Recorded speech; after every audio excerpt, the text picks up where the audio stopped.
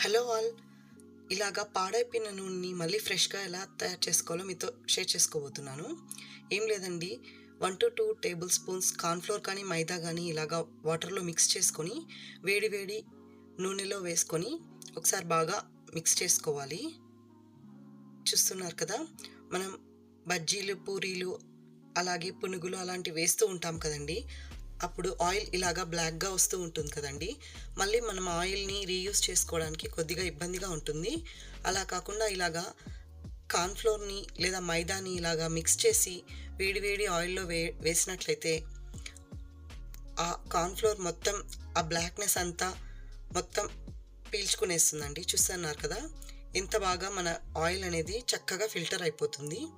ఏ strainer help లేకుండా మనం ఆయిల్‌ని చక్కగా మనం ఇలాగా ఫ్రెష్‌గా రెడీ చేసుకోవచ్చు. మీకు ఈ టిప్ నచ్చినట్టయితే లైక్ చేయండి.